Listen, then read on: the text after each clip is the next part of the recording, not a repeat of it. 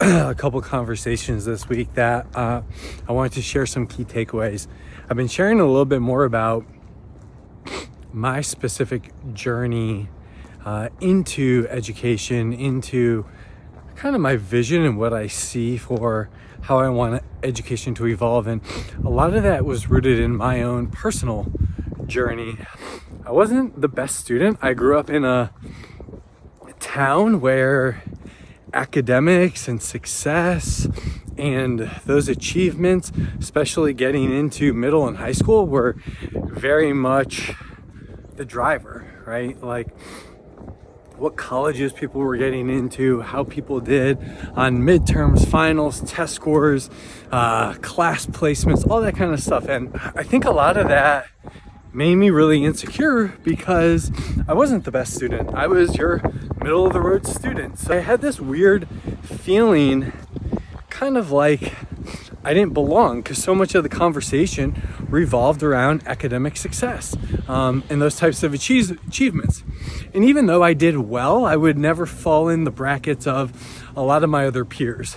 And it wasn't until I had specific teachers that I really felt connected to the classroom. I was really excited about learning. A lot of times going into classes, I was kind of shy and timid and would almost lean into my personality and a little bit of humor to kind of get by in that sense. But I did have some teachers along the way that really made me excited about their classes, excited about showing up, excited to try and participate and just be involved. And reflecting on that, it was because of their ability to connect, their ability to relate, and that stuck with me. And so heading into being a classroom teacher and different things like that, that was kind of my lens. Like I always wanted to be a blank, you know, a Mr. Johnson in my case was one of those teachers for me. And so I set off to do that.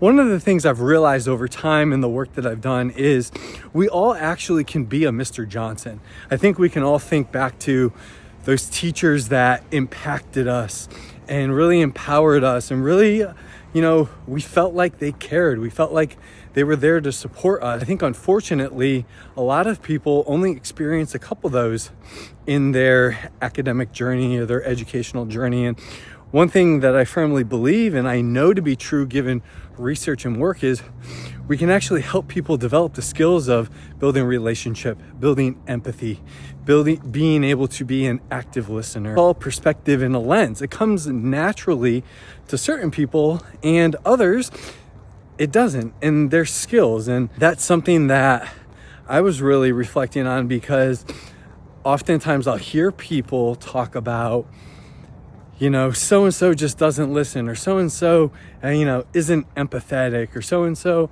is whatever. And we make these judgments and we assume that they either have it or they don't. And one thing I've learned is, sure, it can come more natural to people, but these are all skills and muscles. Being able to regulate your emotions is a skill and a muscle. Being able to be empathetic is a skill and muscle. These are all things that we can develop. We just need the right tools in order to strengthen that muscle. And that's what ultimately I want to be able to do with other people, is start to support the development of educators and leaders, so that every classroom is like that. Every student gets to and deserves to experience those sort of adults who are there to nurture, grow, and support them.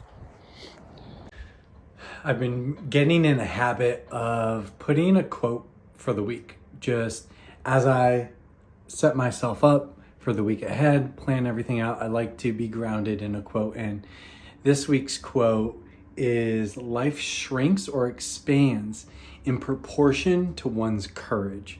And the way that I'm thinking about that, the way that I interpret it, is so much around the work of how much do we understand our emotions, and how much can we actually leverage our emotions to serve how we show up.